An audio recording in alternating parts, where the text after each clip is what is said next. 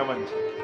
અને એટલા માટે જીવનમાં ત્રિવિધ પ્રકારના તાપોથી મુક્ત થવા માટે વંદન ભક્તિ બહુ વિશેષ છે. અને એટલા માટે વંદન કરવાનો ક્રમ દરેક લોકો રાખે. પહેલા શ્લોકમાં મંગલાચરણ કર્યું. ત્રણેય પ્રકારથી શરણાગત કરાવ્યા. બુદ્ધિ, હૃદય. કારણ કે બુદ્ધિ પ્રભાવિત થાય કોનાથી? જેને પોતાના કરતા અધિક સામર્થ્ય જુએ ને એનાથી. હૃદયમાં લાગણી હોય એટલે પ્રેમ જોઈને પીગળી જાય. અને આંખો રૂપ જોઈને આકર્ષિત થાય. ભક્તિમાં ત્રણ વસ્તુ બહુ મહત્વની: બુદ્ધિ, હૃદય અને નેત્ર.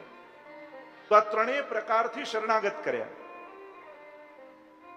નેત્ર માટે બતાવ્યું પ્રભુ કેવા છે? સચ્ચિદાનંદ રૂપાય. રૂપાય કહીને સાકાર પ્રભુની વાત કરી. આ રૂપ વાળો છે. અમારો જે પરમાત્મા છે એ નિરાકાર વ્યાપેલો નથી. અને પુષ્ટિ ભક્તિમાં તો આપણે કઈ કોઈ આકાશમાં રહેનારા પરમાત્માને થોડી ભજવો છે. મર્યા પછી થોડી ભગવાન મેળવવા છે.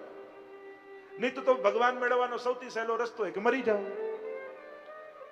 મર્યા પછી ભગવાન મેળવવા ના હોય તો સૌથી સહેલું હોય કે વહેલા મરી જઈએ. આપણે મરીને થોડી ભગવાન મેળવવા છે. આપણે તો જીતા જીવંત. મહાપ્રભુજી કહે અમારે કોઈ ભવિષ્યના વાયદાઓ નથી કે મર્યા પછી આ લોકમાં જશો, પેલા લોકમાં જશો, આ જશો. અમારે તો હમણાં આ દેહથી જ પ્રભુની સેવા અને પ્રભુનો અનુભવ કરીને જવો છે. મારે તો આ જ આંખે ઠાકોરજીને જોવા છે. મારે તો આ જ કાને પ્રભુને સાંભળવા છે. મારે તો આ જ જીવાથી એનો રસ લેવો છે. મારે તો આ જ હાથે મારા આ ગોદમાં એમને બિરાજમાન કરવા છે. અને એટલા માટે પુષ્ટિ ભક્તિમાં મર્યા પછી ભગવાન મળે એવી મહેચ્છા વૈષ્ણવ રાખતો નથી. પુષ્ટિ ભક્તિમાં તો એવી ઈચ્છા રાખે મારે તો જીતા જી એનો અનુભવ કરીને જવો છે. મારે એને પામવો છે. મારે એને જોવો છે. આ લાલસા એક એક ઇન્દ્રિયમાં જે જીવને હોય એનું નામ જ પુષ્ટિ ભક્ત છે. જેની આંખ સતત તત્પર રહેતી હોય ત્યારે એના દર્શન થશે. અખિયા હરિ દર્શન કી પ્યાસી, કમલ મુખત દેખત તૃપ્તિ ન હોય, રૂપ દેખ નૈના પલક લાગે નહીં. અરે અક્ષણ બતામ ફલ ઇદમ ન પરમ વિદામહ, શક્ય પશુનનું નિવેશયતોર વયશ્ચૈ, વક્ત્રમ રજેશ સુતયોરનું વેણુ જુષ્ટમ, યૈર્વા નિપિત મનુરક્ત કટાક્ષ મોક્ષમ. ગોપીઓ કહે આજે ખબર પડી કે સારું થયું ઠાકોરજી આપણને આંખો આપી. આંખો વાળા થયા એ આજે સમજાયું. કારણ કે જો આંખો ન હોત તો આવા સુંદર સ્વરૂપના દર્શન ક્યાં થાત? અક્ષણ બતામ ફલ ઇદમ, નેત્રોનું આજ તો ફળ છે. ઘણી વાર લોકો કહે લો હવેલીમાં જઈને શું થાય? દર્શન જ મળે. તો દર્શન કઈ નાની વસ્તુ છે? એવું ક્યારેય નહીં કહેવું. ભગવત દર્શનને પણ ક્યારે નાનું નહીં ગણવું. કેવલ દર્શન માત્રથી જન્મરણના ચક્કરમાંથી જીવો છૂટી ગયા છે એવા પ્રમાણો છે. કેવલ દર્શન માત્રથી ઠાકોરજી ગણિકા નાચતી હતી, મેરો મન ગિરધર છબી પર અટક્યો અને હાથ પકડીને સદે લીલામાં લઈ ગયા એવા પ્રસંગો છે. એ તો ઘણા એમ કે લો ત્યાં જઈને શું ખાલી દર્શન જ મળે? તો દર્શન કઈ નાની વસ્તુ છે? પ્રભુના દર્શન મળવા એ જીવનનું પરમ ફલ છે. આ સેવાનું પહેલું ડગલું છે. સેવા કરતા પણ કરીને માંગો છો શું? સેવા કરે પ્રભુ દર્શન ક્યારે આપશો? છેલ્લે તો ઈચ્છા આંખોને એ જ રહે છે. તો ભગવત દર્શન મળવા એને પણ નાનું નહીં જાણવું. ધન્યાસ્તુ મૂઢ મતયોપી હરિણ્યેતા યા નંદ નંદન મુપાત વિચિત્ર વેશમ આકર્ણ વેણુ રણિતમ સહ કૃષ્ણ સારા પૂજામ દધુ વિરચિતામ પ્રણયાવલોકૈ. આ હરણીઓને ધન્ય કયા ગોપીઓએ. કેમ? કારણ કે એને દર્શન થાય છે ઠાકોરજીના. જેને વૈષ્ણવને નિત્ય દર્શન મળતા હોય પ્રભુના, એ વૈષ્ણવ ધન્ય છે. ધન્ય ધન્ય ભાગ દાસ નિજ જન કે જો યહ દર્શન પાવે હો. એને પણ ધન્ય ધન્ય કયા કે તમારા ભાગ્ય ધન્ય છે, તમને નિત્ય ઠાકોરજીના આવા દર્શન થાય છે. એટલે ઘરમાં એક નિયમ તો બધાય રાખો. ઘરના જેટલા લોકો છે ને, ભલે બધા સેવામાં ન પહોંચતા હોય પણ ઠાકોરજીના દર્શન કરીને જરૂર જાય. બાળકોને પણ કહો બેટા દર્શન કરીને જાને. ભલે મંગળા કરાવો, હમણાં શૃંગાર ને પછી કરાવજો, એને કહો બેટા દર્શન કરીને જાઓ. ભગવત દર્શન એ પણ બહુ જ મોટું પુણ્ય કાર્ય કર્યું છે અને એને નાનું નહીં ગણવું.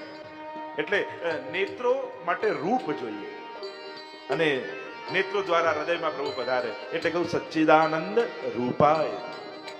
બુદ્ધિ માટે સર્વ સમર્થતા જોઈએ. કારણ કે બુદ્ધિને પ્રભાવિત થતા આવડે.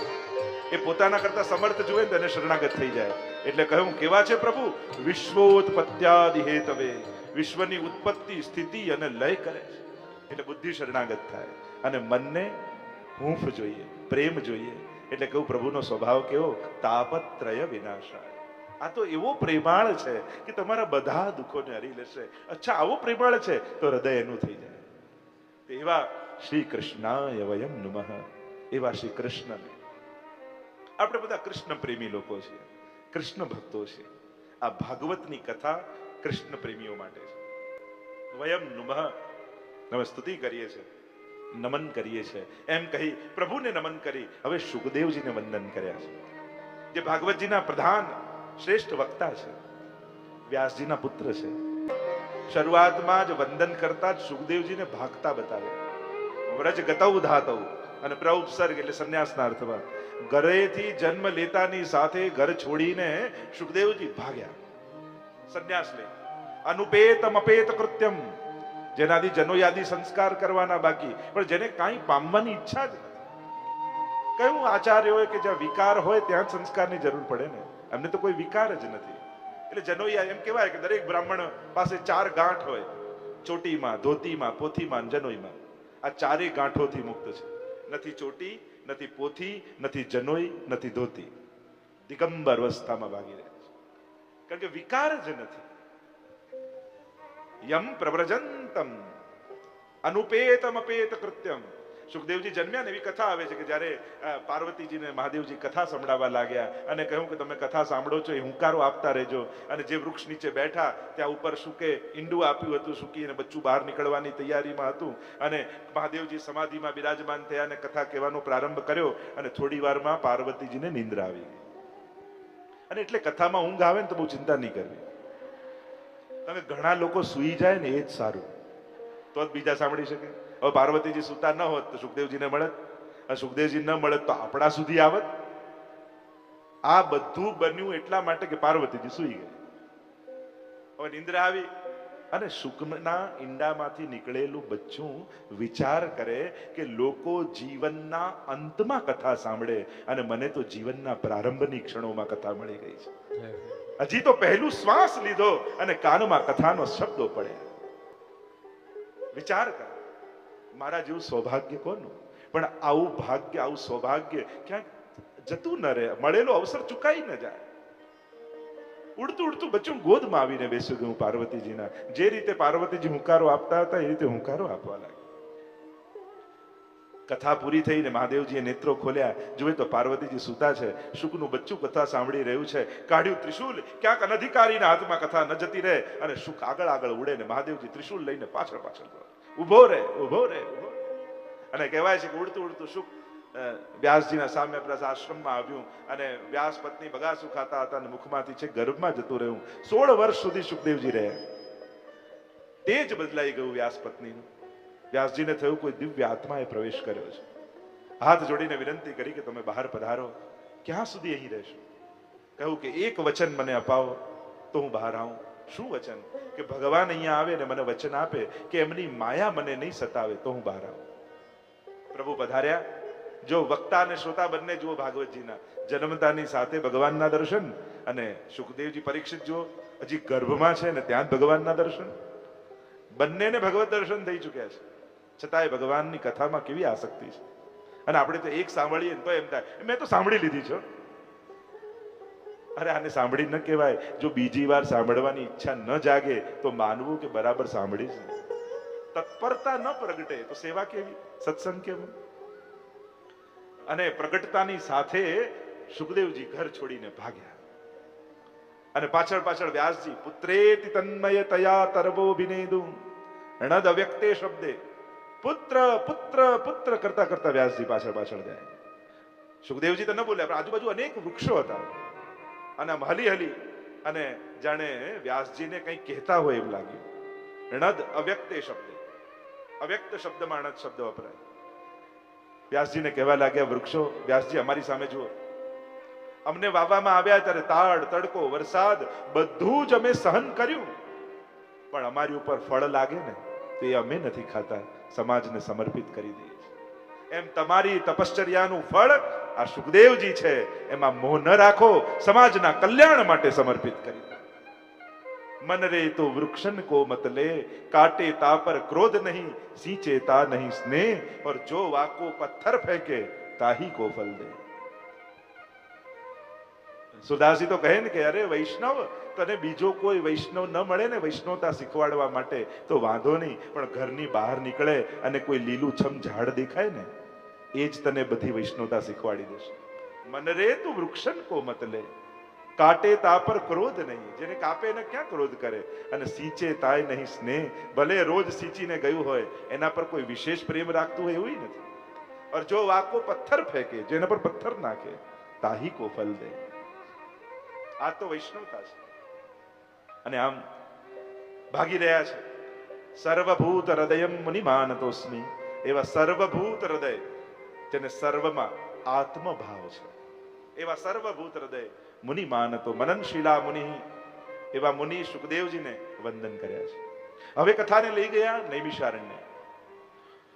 1000 વર્ષ સુધી ચાલે એવો યજ્ઞ સત્ર આદરીને બેઠા છે સૌનકાદિ ઋષિઓ.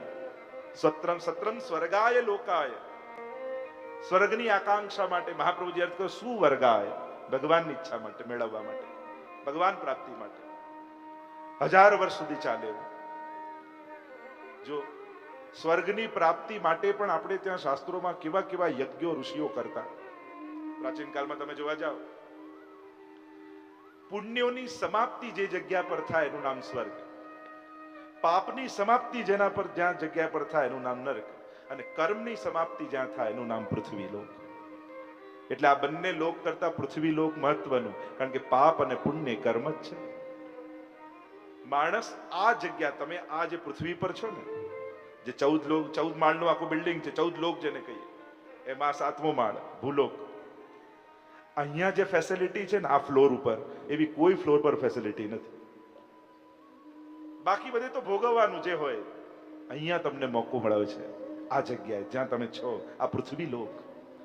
અહીંયા તમે બધા બંધનોને છોડાવી પણ શકો છો, બંધનો બાંધી પણ શકો છો, અને સૌથી મોટી વાત ભગવાનની ભક્તિ કરી શકો છો. તમે ક્યારે એવું કોઈ કથા સાંભળી કે સ્વર્ગમાં એકવાર એવી ધૂન ભગવાનના નામની થતી હતી કે આનંદ થઈ ગયો? એવું ક્યારે સાંભળ્યું? નરકમાં આટલી યાતના ભોગવે તોય ભગવાનના નામના ઉચ્ચારણ થાય છે એવું ક્યાંય સાંભળ્યું? નરક એને જ કહેવાય જ્યાં ભગવાન યાદ જ ના આવે. એટલે અહીંયા જે જગ્યા ઉપર તમે ભગવાન ભૂલી જાઓ એને નરક જ માનજો. કહ હનુમંત વિપત્તિ પ્રભુ સોહી, જબ તવ સુમિરન ભજન ન હોય. પ્રભુનું વિસ્મરણ, આનાથી સંકટનો સમય બીજો કોઈ નથી. અને એટલા માટે જે જગ્યાએ જઈને ભગવાન ભૂલી જાઓ એને નરક માનવું. જે જગ્યાએ જઈને ભગવાન, એ પછી મોજ મજામાં માનો કે દુઃખમાં, આ ભૂલો સૌથી ઉત્તમ લોક છે. અને એટલા માટે ઘણા લોકો રડતા, અમે તો આ સંસારમાં એવા પડ્યા. અરે ના, આ ભૂલોકમાં ભગવાન એક અવસર તમને આપ્યો છે, મોકો આપ્યો છે. અને એટલા માટે આ પૃથ્વી લોક, આ ભૂલોક, આ માનવ જીવન, એના માટે નિશાસા ન નાખશો. આ એક ઉત્તમ તક છે. નહીં તો ઘણા ને એમ થાય, આ અમે જોબ પર જઈએ, પૈસા કમાઈએ, ધંધો કરીએ, સંત બાળકો મોટા કરીએ, ઘરને સાચવીએ, તો આ કઈ પાપ નથી. લોકો એને સમજે કે આ બધું પાપ જ છે. ના, તમે બધી સંન્યાસીઓની વાતો સાંભળી છે કે આ બધું બંધન ને આ બધું ખરાબ ને આ બધું ભાર ના, એ બધું સંન્યાસીઓ માટે. ગ્રહસ્થનો તો આ જ ધર્મ છે. ગ્રહસ્થે તો આ જ કરવાનું હોય.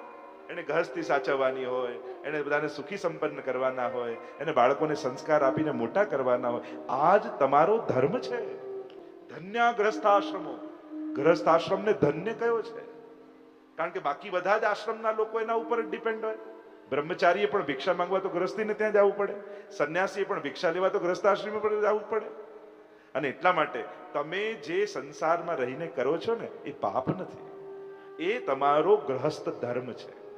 એટલે એ ગિલ્ટી પણ કાઢી નાખજો મનમાંથી કે આ બધું ખરાબ ને આ બધું ખોટું ને ધંધો કરવો પડે, નોકરી કરવી પડે, પરિવાર સાચવો પડે. અરે ગ્રહસ્થીનો આ જ ધર્મ છે.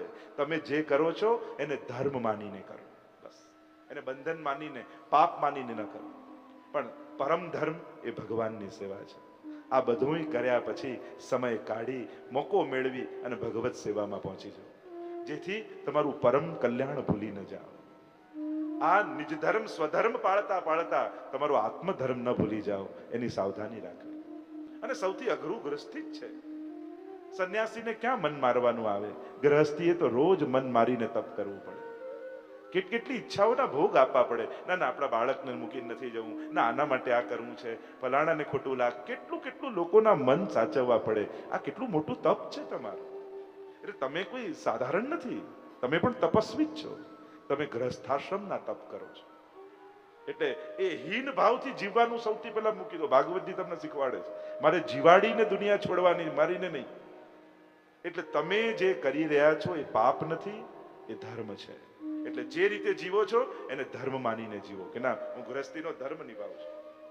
તો આનંદ પ્રગટ થશે, ખુશી પ્રગટ થશે.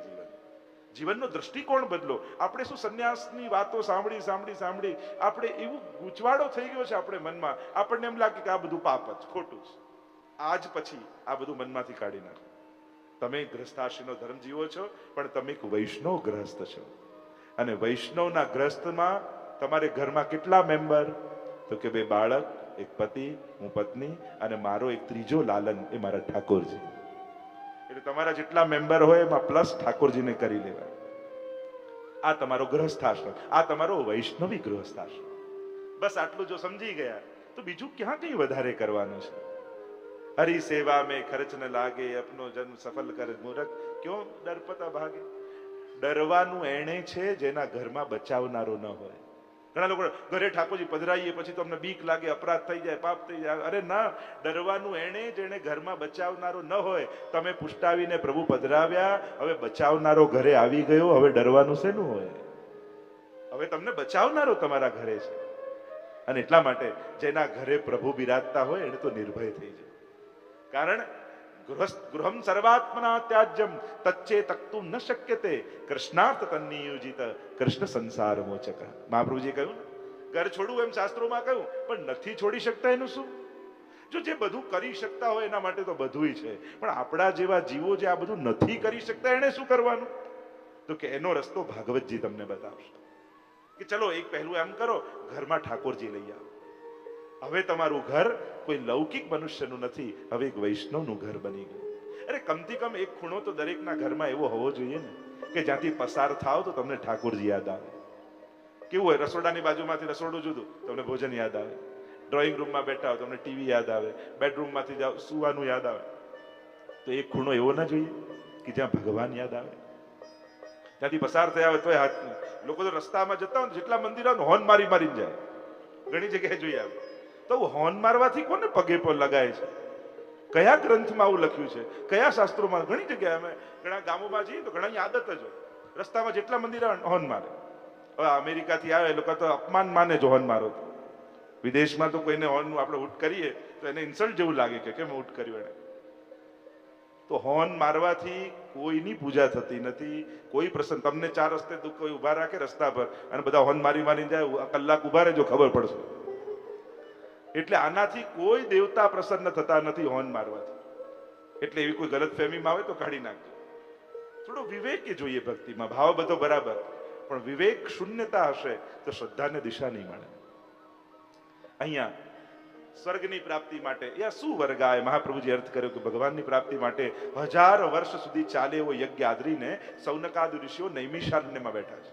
નૈમિ શ્રીયતે, બ્રહ્માજી પાસે ગયા કે અમે ક્યાં યજ્ઞ કરીએ? તો એમને મનોમય ચક્ર છોડ્યું અને એની ધરી જ્યાં રોકાઈ વચ્ચેનો ભાગ એ નૈમિષારણ્ય. અને એટલામાં યજ્ઞના મધ્ય ભાગમાં થોડો સમય બચે છે. વિચાર થયો કે આ સમય બચે અને કંઈક લૌકિક ચર્ચા થાય એના કરતા કોઈ મહાત્મા, કોઈ મહાપુરુષ, કોઈ વિદ્વાનને બોલાવીએ અને એમના મુખે કંઈક સત્સંગ સાંભળીએ અને ભાગવતજીનું શ્રવણ કરીએ. એવો વિચાર કરી સૌનકાદી ઋષિઓએ સૂતજીને બોલાવ્યા, ઊંચા આસન પર બિરાજમાન કર્યા. અને જ્યારે ગુરુને બોલાવો, ગુરુ પાસે જાઓ, 3 શરતો ભગવાને આપી.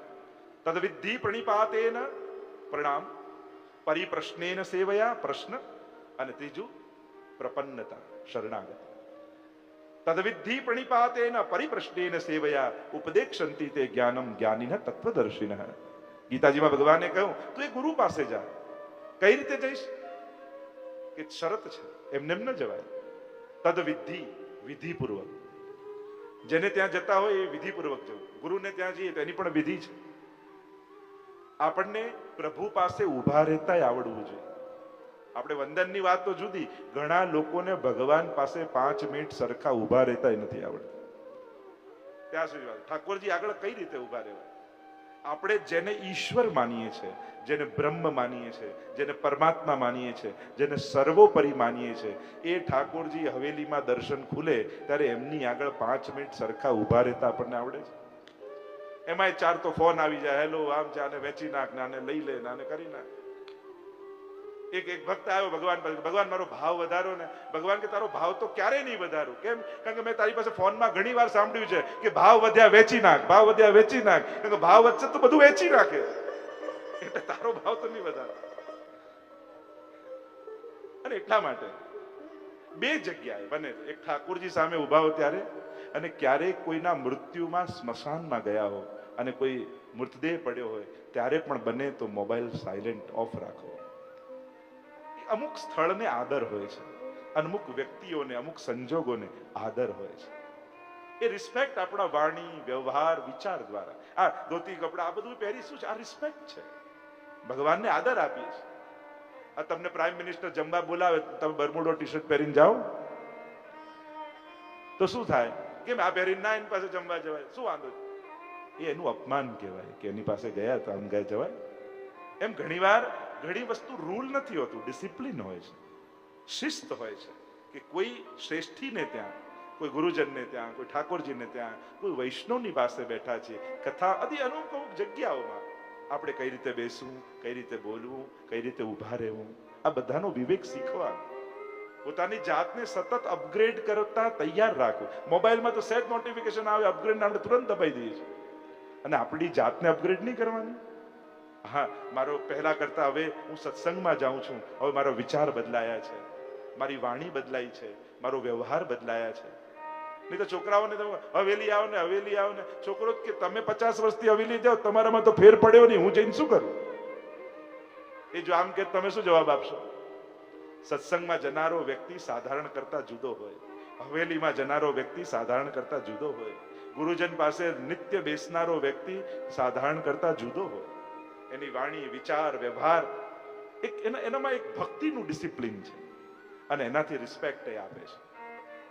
કદાચ ન કર્યું તેમાં પાપ નથી, પણ એક આદરની વાત છે. તો ગુરુ પાસે કઈ રીતે જવું? અહીંયા સુધજીને ઉપર બિરાજમાન, તદ વિધિ પ્રણિપાતેન પરિપ્રશ્નેન સેવયા. સેવા કરી એને પ્રસન્ન કર, અને પ્રસન્ન કર્યા પછી પ્રશ્ન કર. પ્રશ્ન કરવાની પણ એક વિધા છે. ચાલતા ફરતા જતા હોય, ઘણી વાર તમે કારમાં બેસો, એક ક્વેશ્ચનનો જવાબ આપો, આ રીતે ચાલતા ફરતા જતા ક્યાં જવાબ આપો? એનો પણ એક માહોલ, એક જગ્યા જોઈએ. તો મૂળ વાત છે એ ગુરુના સાનિધ્યમાં જઈને બેસો. સુતજીને બિરાજમાન કર્યા, સુંદર વાતો કરી છે. વંદન કરતા કહ્યું કે અમારું અજ્ઞાન એટલું ઊંડું છે, એટલું ગહેરું છે, એક સૂર્યથી દૂર થાય એમ નથી, પણ આપનું જ્ઞાન તો કરોડો સૂર્ય જેવું છે. અજ્ઞાન દ્વાંત વિદ્વંસ કોટી સૂર્ય સમપ્રભ સુથાખ્યાહી કથા સારમ મમ કર્ણ રસાયન. અમને કથાનો સાર સંભળાવો જે અમારા કર્ણના રસાયણ રૂપ હોય.